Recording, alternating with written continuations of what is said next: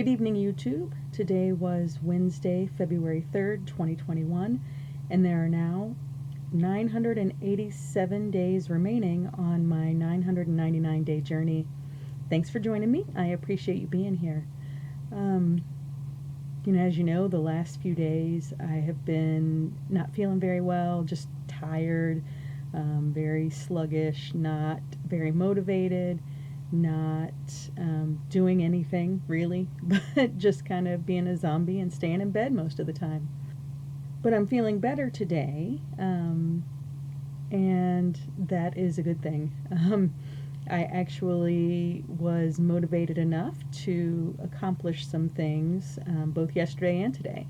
So yesterday I didn't really do much for my goals, but what I did do was have a little social interaction safely online, virtual Zoom call with my friend group, and that was very, very helpful for me, just to talk to my friends for an hour or so.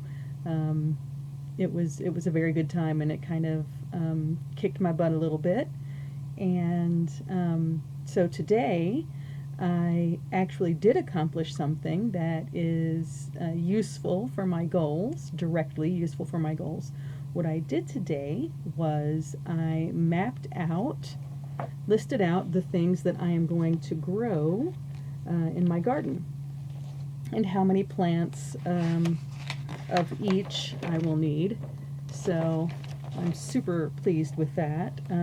This will probably be the first time that I've actually given a lot of thought to what I want to grow for the year. So I looked at what I've grown in the past, how successful those things were, how much of what I grew we actually used, what my plans are as far as preserving, what I will be able to make the best use of my space with, which things are going to go actually in the ground versus in containers, that sort of thing. So yeah, I'm like super, super excited. I've got my list here, and so I'll be growing tomatoes and peppers, onions, beans, peas, carrots, radishes, beets, turnips, cucumbers, and what else? Squash, watermelon, gourds, loofah specifically for hopefully being able to turn into some crafts that I could potentially make as an income stream, supplemental income stream going forward. But this is mostly an experiment this year because I've never grown them before. Also pumpkins. For my greens, I have collards, kale, mustard, spinach, lettuce, just regular leaf lettuce, romaine, Swiss chard, and then also I've got broccoli, cabbage, green cabbage and red cabbage, and Brussels sprouts.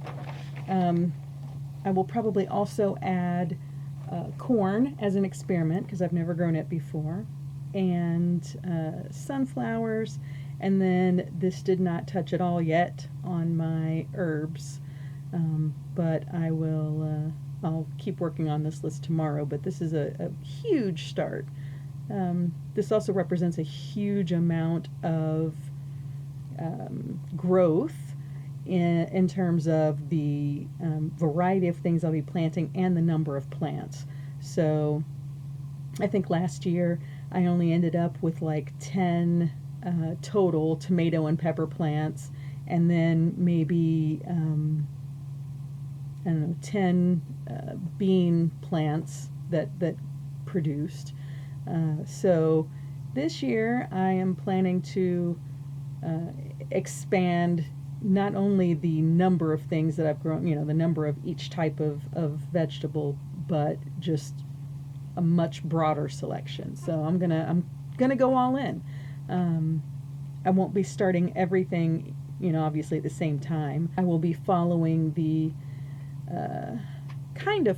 recommendations of the Old Farmer's Almanac. I'll put a link to that in the description below. It has a great guide based on your zip code, if you're in the US or Canada, that will tell you based on your location, what dates you should start your seeds inside.